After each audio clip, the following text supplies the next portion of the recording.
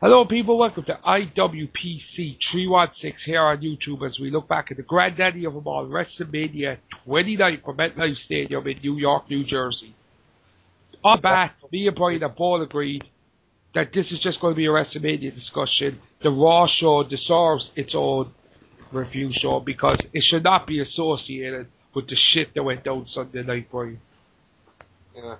The only little preview I'm going to give about the Raw show is, was it really right to have Cena at the end of the show telling the fans, you know, the only cheer I agreed with was, "We are awesome." Yeah. That's what Cena always does. He just tries to get the petty attention. Yeah, like that was all because of Cena. But we'll get to that. As I'm going to say on the Raw review show tomorrow, and I'm going to state it right now, Fandango should have came back out in that show. It would have made sense. Yeah, it would have made a lot of sense. Because here's a guy that was getting chanted the whole night, and you could have gave him a magical moment where he actually came out and got a bit of applause. Or even Dolph Ziggler, because after Dolph Ziggler won the belt, they rushed him out of the ring. Yeah. Get the fuck out. Yeah, get the fuck out. But anyway, let's get on to a crappier show. Well, let's start with the pre-show. And the pre-show, this was the first time I've ever seen anything done like this in professional wrestling. Maybe you could point out, if I'm wrong, that you actually had a studio analyst team actually talking about if wrestling was real. Like, this wasn't a situation like, oh, this is the storyline. No, this was Kofi Kingston, Dusty Rhodes, JR, hosted by Scott Stanford, actually discussing like an NFL game or a football game. Yeah, it was like college game day. Yeah, it was weird, wasn't Jim it? Ross to pick up a giant, like, fake Rock head or Cena head and put it on as his prediction to who won. Yeah. Sadly, it didn't happen. Yeah, I will disagree with one thing, though. I think if you start doing an hour pre-show and you show all the promos, I don't see a reason why you should start showing the promos again on the pay-per-view. If people buy the pay-per-views, they know what the fuck is going on in the matches.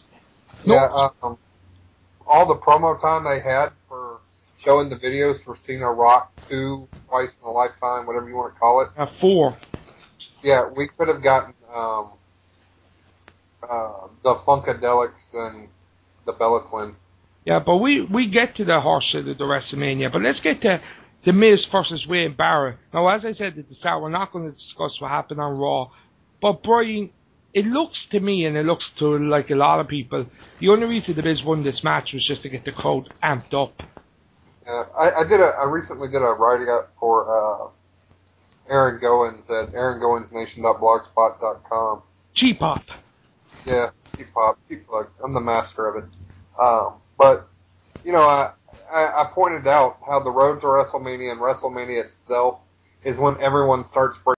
Hello people, welcome to IWPC 316 here on YouTube as we look back at the granddaddy of them all, Wrestlemania 29 from MetLife Stadium in New York, New Jersey. On bat, me and Brian have both agreed that this is just going to be a Wrestlemania discussion. The Raw show deserves its own review show because it should not be associated with the shit that went down Sunday night, Brian. Yeah. The only little preview I'm going to give about the Raw show is, was it really right to have Cena at the end of the show telling the fans, you know, the only cheer I agreed with was, "We are awesome." Yeah. That's what Cena always does. He just tries to get the petty attention. Yeah, like that was all because of Cena. But we'll get to that. As I'm going to say on the Raw review show tomorrow, and I'm going to state it right now, Fandango should have came back out in that show. It would have made sense. Yeah, it would have made a lot of sense. Because here's a guy that was getting chanted the whole night, and you could have gave him a magical moment where he actually came out and got a bit of applause. Or even Dolph Ziggler, because after Dolph Ziggler won the belt, they rushed him out of the ring. Yeah. Get the fuck out. Yeah, get the fuck out. But anyway, let's get on to a crappier show. Well, let's start with the pre-show. And the pre-show, this was the first time I've ever seen anything done like this in professional wrestling. Maybe you could point out, if I'm wrong, that you actually had a studio analyst team actually talking about if wrestling was real. Like, this wasn't a situation like, oh, this is the storyline. No, this was Kofi Kingston, Dusty Rhodes, JR, hosted by Scott Stanford, actually discussing, like, an NFL game or a football game. Yeah, it was like college game day. Yeah, it was weird, wasn't Jim it? Ross to pick up a giant, like, fake Rock head or Cena head and put it on as his prediction to who won. Yeah. Sadly, it didn't happen. Yeah, I will disagree with one thing though. I think if you sat doing an hour pre-show and you showed the promos, I don't see a reason why you should start showing the promos again on the pay-per-view. If people buy the pay-per-views, they know what the fuck is going on in the matches. No. Yeah, all the promo time they had for showing the videos for Cena Rock 2, twice in a lifetime, whatever you want to call it. 4. Yeah, we could have gotten the Funkadelics and the Bella Twins. Yeah, but we get to the horse shit of the WrestleMania, but let's get to The Miz versus Wade Barrett. Now, as I said at the start, we're not going to discuss what happened on Raw, but Brian, it looks to me, and it looks to like a lot of people, the only reason The Miz won this match was just to get the crowd amped up. Yeah, I recently did a write-up for Aaron Goins at aarongoinsnation.blogspot.com. G-pop. Yeah, cheap plug. I'm the master of it. But, you know, I pointed out how the road to WrestleMania and WrestleMania itself is when everyone starts bringing their A game. And, you know, you may not be able to count on a superstar from, you know, August to Christmas. But, you know, when January rolls around, everybody picks up their game because they all want to get on WrestleMania. Undertaker used to be the master of it. Yeah, I mean, this year it felt like nobody gave a crap, and the only people that brought their A games are the usual suspects. And, surprisingly, Barrett and Miz. Yeah. They put a hell of a match on YouTube. Yeah, but isn't it then kind of a situation, like when I was watching that match, I got the sense that these two guys were going to say, we are going to prove that we should be on the card. Yeah, that's called bringing your A game. That you belong there. Like, what I don't get is, like, why not just throw Chris Jericho and Fandango in with the two of them and make it a fatal 4-way for the IC Championship? We'll get to Jericho and Fandango. Fandango. Yeah, the most over man in professional wrestling at the moment. I did not believe I'd be saying that anytime soon. He's got the number 34 most downloaded song on iTunes in the UK right now. No, it's up to 22. Is it 22 now? It's going up. It was 34 earlier. But will I actually tell you the funny thing about it? The NTV channel here, there's a weekly UK top 40 show. Now, if Fandango's song is in the top 40, that means that on Sunday night they're going to actually have to show Fandango's entrance music. Yeah, but that may be based off, something else. No, these are actually these are actually the charts. Well, he's on the iTunes chart, not the Billboard charts or whatever. So that's how they'll get away with it, I'm sure. Yeah, well, Fandango is not going to be on the Billboard charts. Well, let's talk. Let's start with our first ranking of the night. WrestleMania. I would like to point out I have located David Otunga. Really? Yes, he apparently has been sold to Headline News. He is now a legal correspondent for Headline News with this big murder trial they got going on right now, the Jodi Arias trial. So, well, you must look at people like him and even Kofi Kingston doing the pre-show. That like these are guys that are good. Like I never got what it is with Kofi Kingston. Imagine him sitting up in the skybox for the whole night and realizing I'm as good as anyone in that ring. Yep. He's fan friendly. Like when he comes out, everyone goes into the boom boom boom thing. He sells. I'm not going to say he sells great merchandise, but he sells steady enough merchandise. David Otunga would sell merchandise if they'd ever give it to him. Yeah, but that's a completely different podcast. That is a completely different podcast. What's your rating for this pre-show match out of 10? 6. Yeah, I got to agree with you, 6. Nice, fun match. Miz got the title. Great way of kicking off WrestleMania. And speaking of kickoff with WrestleMania, we kicked off with a Hurricane Sandy tribute that everyone that I know that lives in that area, and of course I'm talking about Roy Zambrano, Hurricane Sandy's pretty much already been cleaned up, so why are we doing a tribute? Surely. And we got that answer when Stephanie McMahon was shaking hands with Chris Christie at the opening of WrestleMania, foregoing America the Beautiful, a tradition that's lasted 28 straight years. Yeah. That got a lot of people pissed off. I talked to a lot of Americans after WrestleMania, and a lot of them were really pissed off with that there was no America the Beautiful.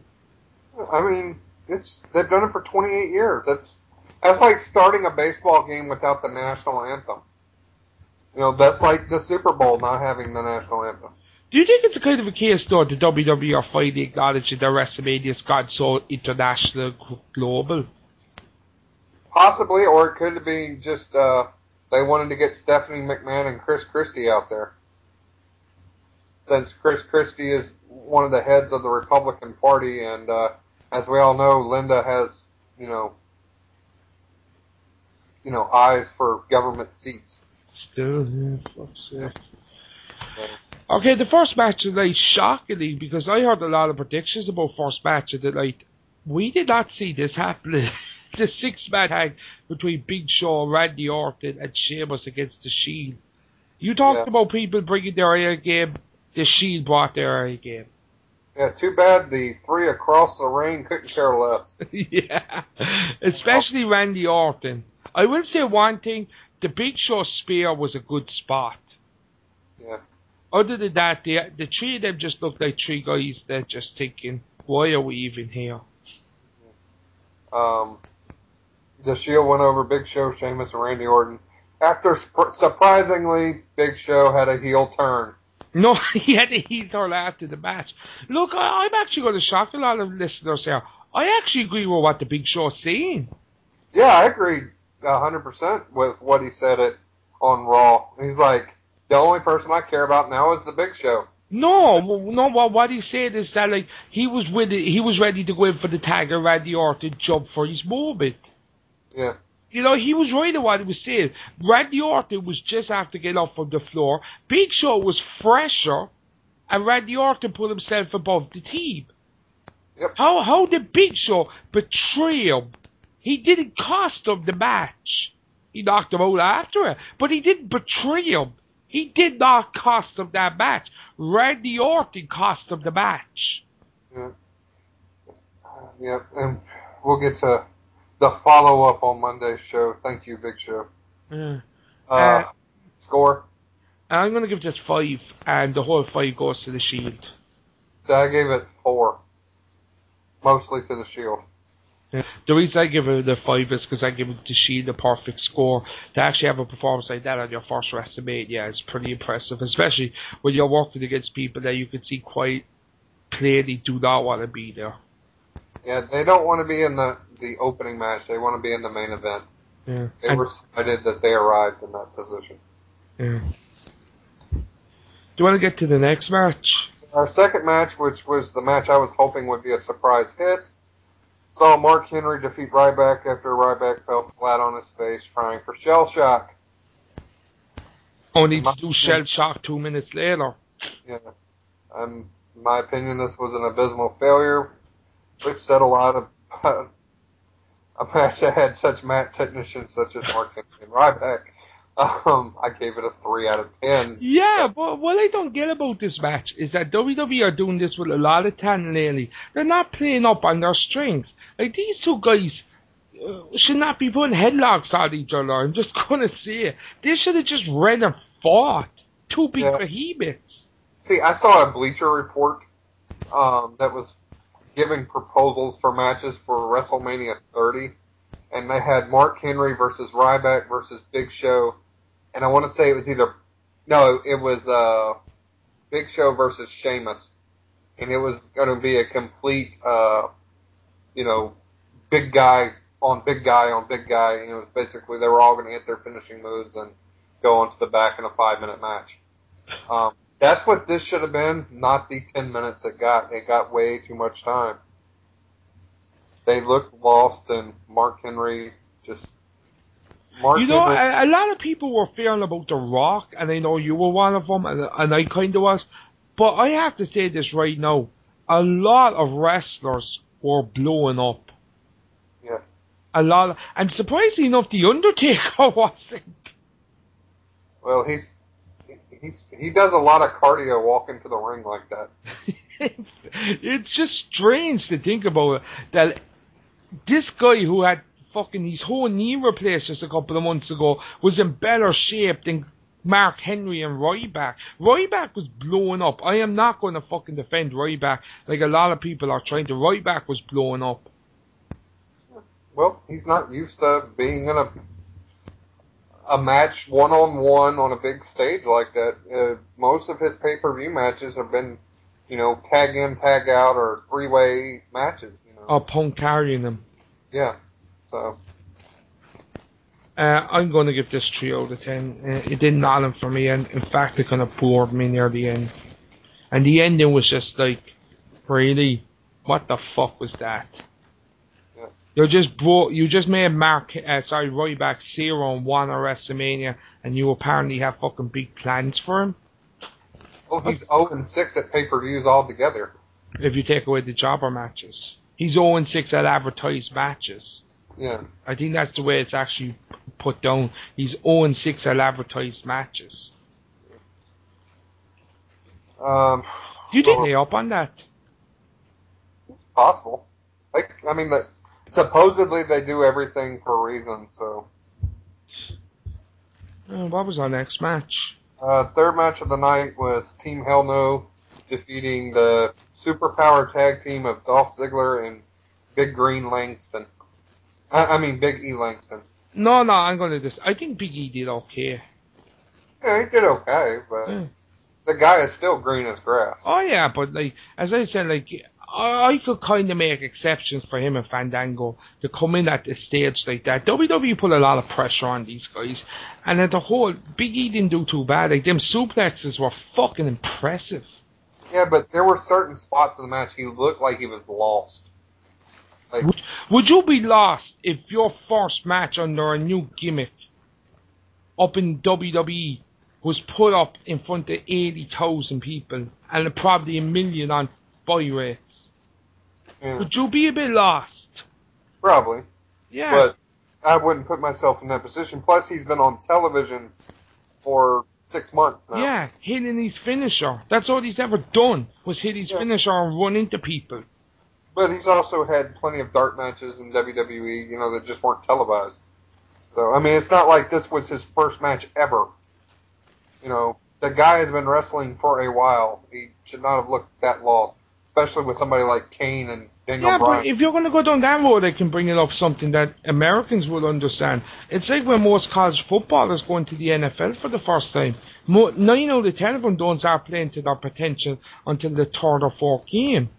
No one hit it straight off the bat. Yeah, but those same NFL players aren't playing in dark match pre-games, Yes, they have to be training games. Yeah, but nobody watches preseason. Watches house shows, only the people that are there. I don't know. He still just looked a little lost out there. So. And just to point out, I'm not disagreeing. I'm just saying that maybe it's time to cut people some slack. Yeah, I don't think he's ready for the main event roster. I really don't. I think they finally brought him up because they needed somebody for Ziggler, and he had been in FCW. It was time to either fire him or bring him up. But so he's not going to be fired because he's a personal friend of John Cena. Yeah. So. What do you think Daniel Bryan and Kane did? Same old. Yeah. I was really hoping these two got something more to do, because honestly, the reason people weren't really getting into this match, in my opinion, is that everyone thought Ziggler was cashing in there that night, especially when the tag match went on before the world title match. Yeah, see, I was hoping Kane and Daniel Bryan would lose the belts and split up at WrestleMania, and it was just another Kane Daniel Bryan match, but I guess we're getting ready for Kane, Taker, and Daniel Bryan versus The Shield. None of you read the SmackDown spoilers. Yeah, I haven't. Yeah, Paul LaFest decided to bury Daniel Bryan, and I am not messing. He buried Daniel Bryan apparently. Yeah, I saw that, but apparently that happened during a commercial break. Oh, thank God. Yeah, that whole Triple H thing was with Team Hell No was during a commercial break. Yeah, apparently from what I heard is that people that were in the arena, because I'm after talking to a few of them, said that he buried Daniel Bryan. That by the end of the promo, Triple H was getting booed. Yeah, it's not surprising. They are in Boston. So. No, but he got cheered when he came out. Yeah. But he got booed because he was burying Daniel Bryan and everyone could see it. I give this 4 out of 10. It was just an average match, really. I really hope, since Daniel Bryan and Kane have the belts so long, that when they lose the belts, it's actually done right. I hope it's just not done on a Raw or done to the primetime players on a fucking pay-per-view with no build-up. I really think that when these guys lose the belt, it should actually mean something. No, they're going to win the belt when Ryback and John Cena have to fight the tag team champions because they don't get along or something. Yeah. Mark my words, today is April 10th at 1 o'clock in the afternoon Central Standard Time. That will happen in the next 6 months. Cena and Ryback will be tag team champions that don't get along. But Brian, that was never done before, was it? The other 3 times Cena won the tag team champions. And who can forget the masterpiece of Kurt Angle and Chris Benoit? Yeah. Fourth match, Edge and Hulk Hogan. Fourth match of the night was the surprise sleeper, in my opinion. And I actually wrote this before Monday Night's Raw. And as you go back and listen, I've been a fan of Fandango before. Dun, dun, dun, dun, dun, dun, Fandango. They had 9.5 minutes, and they used every second of it. It was a great match. And I'm so glad they put it on now, because if they had put this on between Triple H and John Cena's matches, it would have made the Cena Rock match look even worse. Yeah, I thought this was a very good match.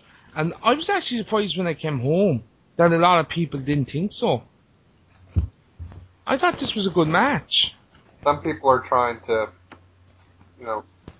ride that anti-Fandango bandwagon. Yeah, because even people are criticizing the Raw, saying, oh, well, it wasn't that good. It was TNA has better crowds than that. I'm sorry. And I know we said we stay off Raw, but since we're talking about Fandango, when I heard people saying that TNA had better atmospheres than that, I have never heard. And if you know of a TNA show that had a better atmosphere than this week's Raw, send me the link. Yeah, that was a shitty Raw, but it was funny to watch the crowd. Yeah. That's all I'm going to say. That's it. We're not talking about quality. It's just that people are burying Fandango straight away. It's like, no, Fandango does not get a chance. It's like, people at WrestleMania gave him a chance. People at the Raw gave him a chance. And he had a good match at WrestleMania. And himself and Jericho had good interaction again on Raw. Brian, I'm giving this an 8 out of 10. I gave it a 7 out of 10. I thought it was a good match. I thought it had a good flow. And I wasn't bored. And that's, if you notice for the first couple of matches, there's a couple of matches I was actually bored of. Yeah. I wasn't bored with this.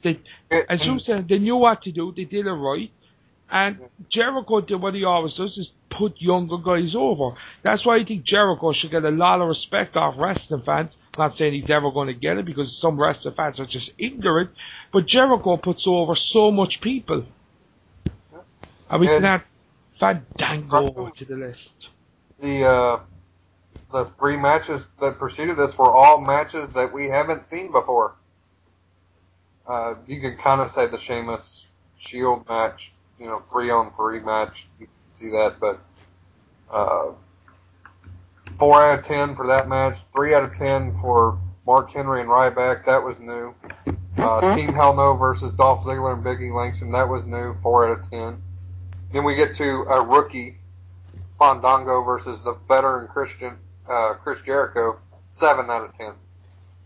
Yeah, well, I went there because I just think it was a very good match, honestly. Overall, over-under of repeat matches versus, the new matches.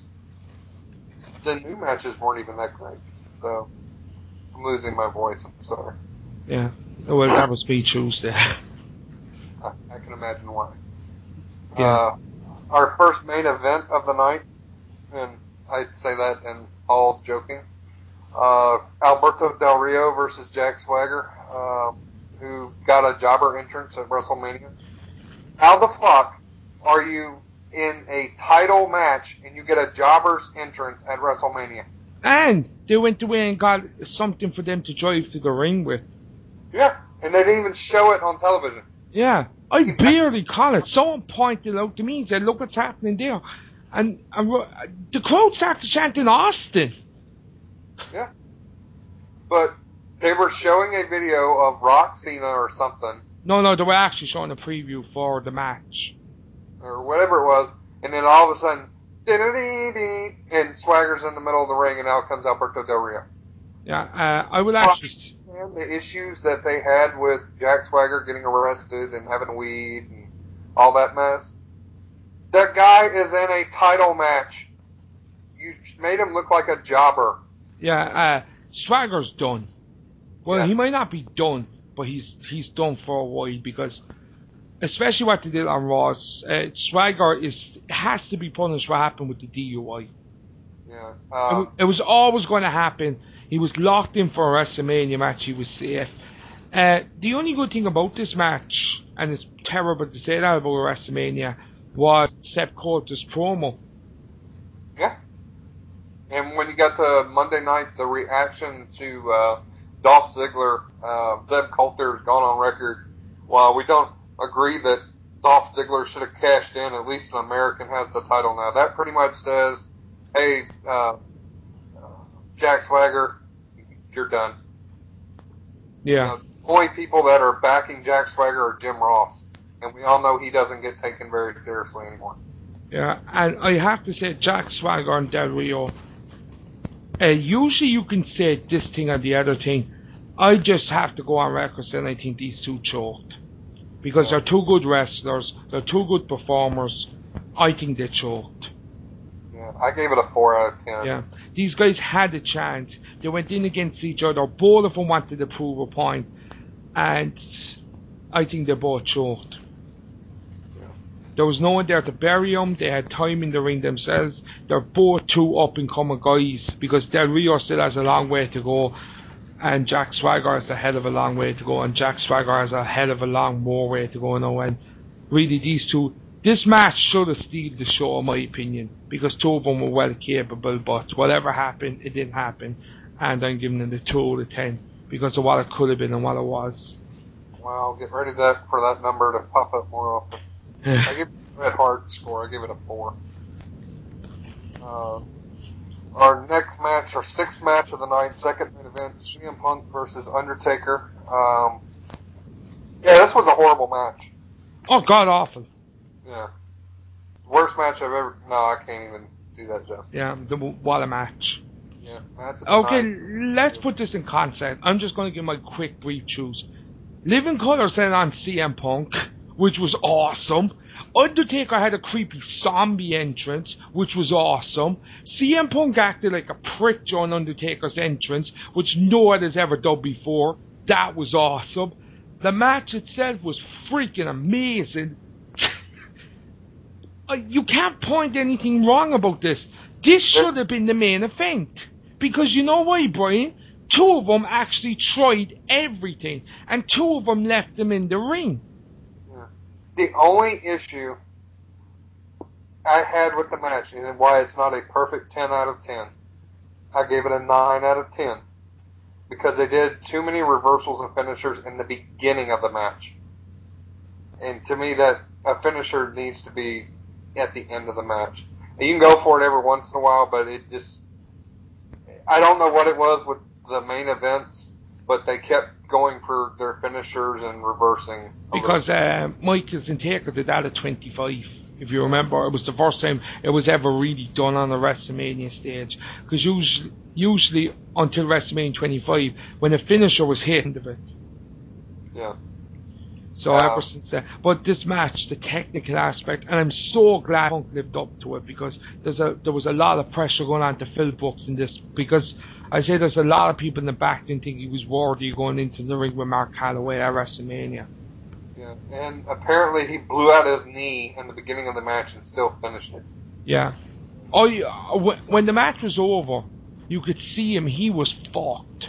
Heyman was carrying him. Yeah. You know? And like...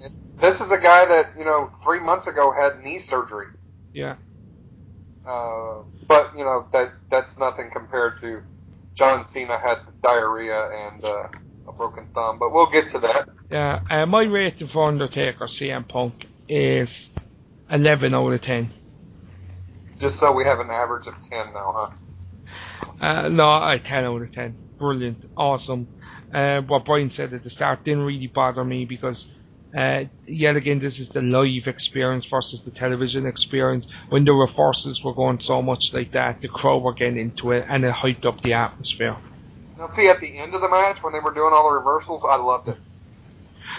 There's one complaint that people have, is that the GTS, he only hit it once, and he didn't get a pinfall out of it. It would have been good if he hit a GTS and he got a 1-2 out of it.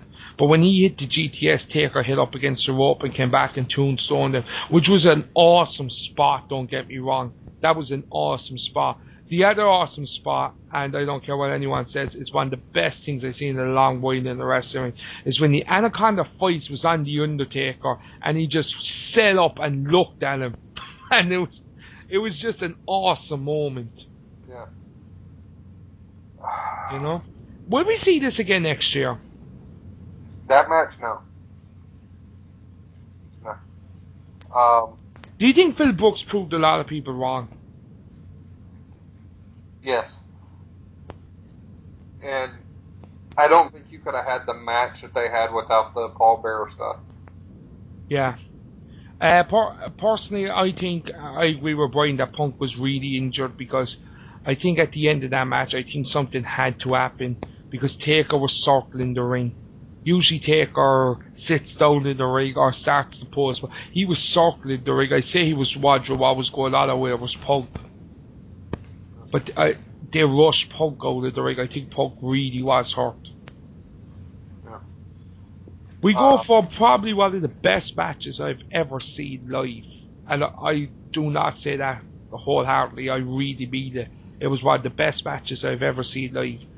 To what I'm going to state is the worst match I've ever seen live. And that I've seen Bret Hart and Vince McMahon live. Did everybody get paid? Did the checks clear? This was awful. Triple H beating Brock Lesnar in a suplex competition, you might as well say. 17 suplexes were hit in this match, people. 17! The suplexes don't bother me. The problem I had with this match, and you can read it on Aaron Gowen's blog. Don't tell me it's about Brock Lesnar smiling. No, is you have a 40-plus-year-old who wrestles 3 to 4 times a year tapping out Brock Lesnar, who's a legitimate badass UFC champion, with his own hold, that Brock couldn't get Triple H to break the hold. No, the problem I had with this match was the suplexes and the ending. Well, I know a lot of people say, what should we by the ending? I mean, Triple H dominated the last 5 minutes of it. Triple H should have been just lucky to hit a pedigree out of nowhere, or hit a sledgehammer shot out of nowhere.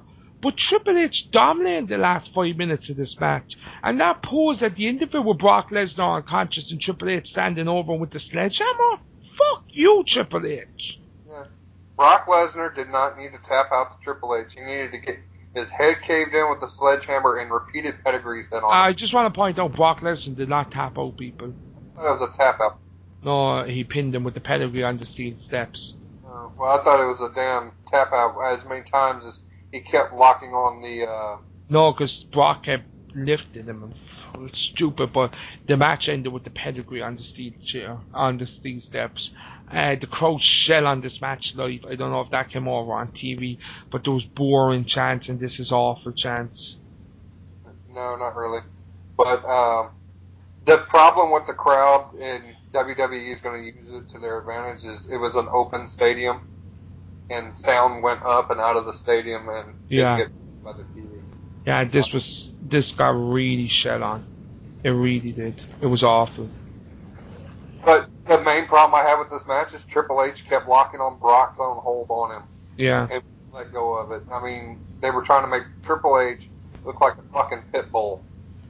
And it just didn't work. Yeah, because at the end of this match, Triple H he just dominated Brock Lesnar, and it was like, dude, really? Yeah. But see, the thing about it is that if this was anyone else, they'd be arguing to fight their character. Brock couldn't give a fiddler's fuck, because Brock knows he's getting paid. Brock would tap out to me and you.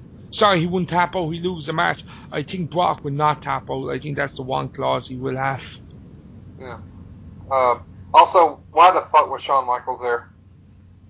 To get his nose broken? 2 out of 10. 0 out of 10. Next up, we had Tenzai, Brodus Clay, and the Funkadactyls versus... Dude, I told you we're not going to talk about Raw. And the Bella Twins. But ain't nobody got time for that, so we'll move on. I was going for a joke there, and you ripped it out of my hand. And the main event, twice in a lifetime, 2 out of 3, whatever you want to call it. Alright, okay, let's actually look at the whole situation before we get to the match. Okay, the crowd were getting literally pissed off with all of these hype videos. Like, after the first match, they put on the promo video. The crowd were in shock because people thought the WWE Championship match was the second match on the card. Yeah. We were like, what the fuck is going on here? Yeah, I literally posted that on Facebook. I was like, what the hell are they... Is Rock Cena now? And I was like, the streak's going to be broken. You know, I got really happy. Or Triple H is going to retire. You know, either way, I'm going to be fucking happy. You know? Look, if you were really strapped for time, and you had to call America the Beautiful, and you had to call the 8-person tag, then we could come out and defend it, and rest of us could defend it, say, listen, they were strapped for time. But when WrestleMania finishes with 10 minutes to spare, and you wear 4 video packages over your whole night, then there is no justification. There is no justification for calling a match. No matter what we think of these 8 people, they were thinking the whole week they're going to WrestleMania. They were probably excited. They probably had family members there. The Bella Twins came back for this match. Yeah. And then to be told, probably a few hours beforehand, oh yeah, your match is cut, lads. But sit down and watch this fucking promo. Yeah. And what does WWE do? They do what they always do. They just fucking forget about it. Because if I was booking WWE, I would have had Damian Sandow, Cody Rhodes, Brodus Clay and Tenzai actually come out to Raw together. And be legitimately pissed off they were cut from WrestleMania. Yep. But let's get into twice in a lifetime. First 10 minutes of this match was god awful. The rest was okay. But as Brian said to me off air, and I do agree with him, it's an okay match, and that should not be the story for a WrestleMania main event. It was a constant Cena going for an attitude adjustment, Rock sliding off the back, Rock bottom. 1, 2, kick out. Couple more moves would go by, Cena would pick Rock up for an attitude adjustment, Rock would slip off his back, go for Rock bottom, 1, 2, kick out. It was like watching someone play SmackDown versus Raw, and just as soon as they got their finishing move, they, you know, go to hit it, even though the opponent's not wore out enough for a finish. Did we really think Rock was going to beat Cena in 6 minutes, at 9:20 at night. No, it was too early in a main event to go for all these fake false finishes. You go back and look at the Iron Man match with Brett and Shawn. They went 26 minutes before the first attempt at a pinfall. And it was another 13 before they went for another one.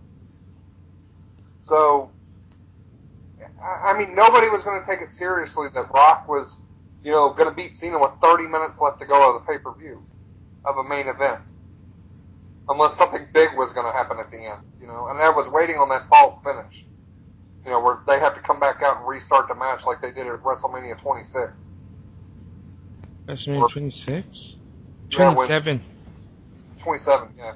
When Rock restarted the match during Miz Cena. That's what I was waiting on. Was somebody to come restart the match or a ref bump or something. That is one thing that you have to criticize, is that last year when when Rock won this match last year, there was kind of an excuse for Cena that he acted too cocky. But Cena beat The Rock clean. Why? Because they automatically know they have the blow-off match coming. Although now that we found out that Super Cena had a broken thumb and had severe food poisoning and, toughed it out, and Rock apparently ripped a muscle completely off the bone, and as we've all discussed on this show before, how do muscles do complete tears off the bone? That's right, steroids. Rock is juicing. Yeah, because there is, I guarantee you one thing, Rock never has to take a wellness test. Yeah, I mean, he may for a movie role, but even then, a lot of them don't care. Because they know if Rock goes into a roid rage and dies, it's just going to make their movie all that much more money. Yeah. As long as, filming's complete. Rock was never, even when Rock was at the height of his wrestling popularity and stardom, Rock was never that cut. Yeah, and Rock doesn't need to be that cut for a movie role. No. He was in G.I. Joe and, action figure and all that. What makes The Rock such an action star is not the way he looks, it's his personality and his charisma. Rock can carry a movie. Yeah, look at the other guys. Yeah. He's awesome in that movie. I can't believe I'm, praising a Will Ferrell movie, but... the first 10 minutes of that movie is awesome. The rest is not that good, but him and Samuel Jackson, I actually just want to see a movie with them too. They're actually talking about doing a prequel to the other guys that features The Rock and Samuel L. Jackson being kick-ass cops. Pain and Glory looks good. Yeah. Well, for Michael Bay film. See, folks, we're talking about the main event at WrestleMania, and we digressed to discussing the other guys. And we were actually going to end up talking about Transformers. Yeah. Well, I mean, we're discussing a movie that came out, 3 years ago? Yeah. Instead of the main event of WrestleMania. That shows how good of a match it was. Yeah, as I said, it was an okay match, but for a WrestleMania main event, it should not. The thing about it is that WrestleMania 25, Triple H and Randy Orton is shit on so much. This match was just as bad as it. Yeah. If anybody else had gone and you know what's really pissing me off? This match is yet again, getting a fucking bye. As I said, it's going to win Match of the Year, I guarantee you. But if any other two people on that roster, outside of probably Lesnar and Triple H or Undertaker, went out and had that stale or boring of a match, they would have been fired before SmackDown. Look at Randy Orton. Look at his performance at WrestleMania 25 in the main event. He's still being punished to this day over that. I know a lot of people go on about the drugs things, but the drugs things only happened 2 years ago. WrestleMania 26, he really got bumped down the fucking card. Yeah, if Alberto Del Rio and Swagger put on a match that bad, they would be Swagger would already be fired before SmackDown.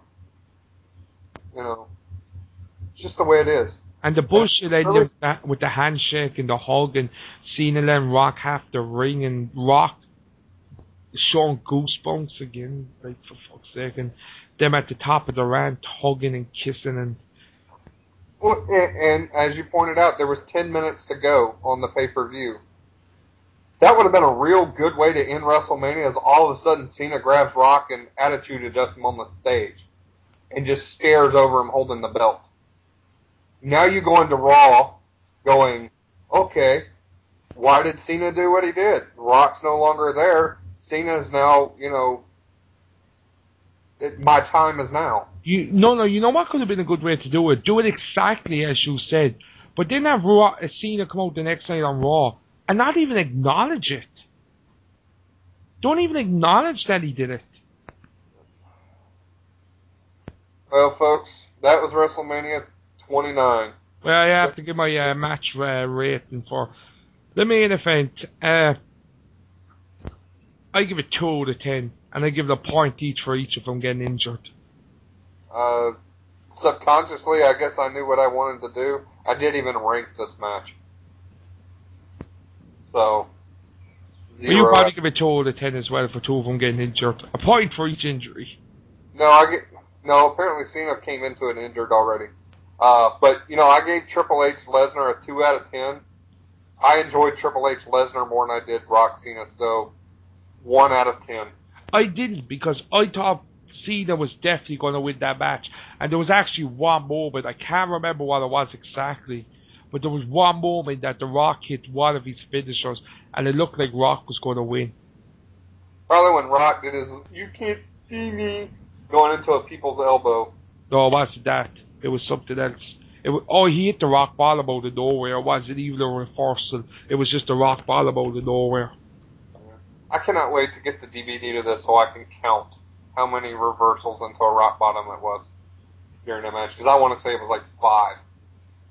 I want to say there was 4 or 5 Rock bottoms hit in that match. Did you watch the post show? No, I did not. Alright, it's time to rank. It's time to rank WrestleMania, and we rank the matches out of 10, but I think we should rank WrestleMania out of 100. A, B, C, D, F? Oh, you want to do the grades? Okay, grade WrestleMania. F. D minus because of CM Punk Undertaker. Yeah, I'm gonna go D, just a solid D, because it's CM Punk Undertaker. The rest of the things that felt like a fucking house show. Yeah, I'm sorry, but when CM Punk comes back from this injury, for putting out a performance like he did, he should be rewarded, but he probably won't be. Yeah, he's going to be rewarded with, there's going to be a draft, and he's going to be sent to SmackDown. Though apparently WWE have no release at the branch that is officially over. Yeah, I saw the WWE Live thing. Yeah, from the 1st of June, I think it is it? Yeah, but seriously, more than likely Punk is about to get a world heavyweight title run. They'll feud him with Ziggler for a few weeks and then take the belt off Ziggler. Yeah, well, Punk is going to wait for a while, and I think it's a good time for us to stop really being so infested with WWE when Punk does go away, because Punk has been a saving grace for the last couple of months, and I think we can both agree on that. And without Punk to really carry for the old school fans, Raw is going to be in trouble, Brian, and I think we can both agree with that. Yeah. So, there you have it, kids. That's WrestleMania 26 in a nutshell. Come back later for the Raw Review Plus. We will be having a WrestleMania 29 look back with some of you fans. Roy Zambrano will be joining us for his take on WrestleMania. He wasn't available when we recorded this. And go to our Facebook page, International Podcast, and tell us your thoughts on WrestleMania 30. You know, we're doing daily questions of the day and stuff like that on there while Gerald's been gone. Get interactive. We're going IWPC interactive. Yeah, and also this weekend, I'm not sure it's going to be Saturday or Sunday, me and Brian will be doing a special looking ahead to WrestleMania 30, 1 year out, and just pretty much seeing where we would take it. Not where WWE would take it, because God knows where they're going to take it, but if we were booking WWE, how would we book WrestleMania 30? Yeah, and prepare your livers for WrestleMania 30, folks. Yeah. I'm mapping out bars now. I'm going to break my sobriety. Yeah, just to let everyone know, we are having a get-together, and we will have a party. Now, most people that go to WrestleMania knows that a lot of shows have big parties. We are still a small thing, but like, if we could get 10 to 11 to 12 guests of the show together, we just got to go on a pub crawl. It's not going to be like renting out a room, charging people. No, we're just going to meet up as wrestling fans, so we can be a wrestling fans company, and we will do a pub crawl, probably the night of the Hall of Fame. Yep. That way we're nice and toasted for WrestleMania. Yeah, and if any wrestling fan here is going to New Orleans next year, and they have a tailgate facility, we'd be more than happy to accommodate your costs and have a tailgate party as well. So take care, people, and get ready for the Raw review, because we'll be a bit more cheerful during that.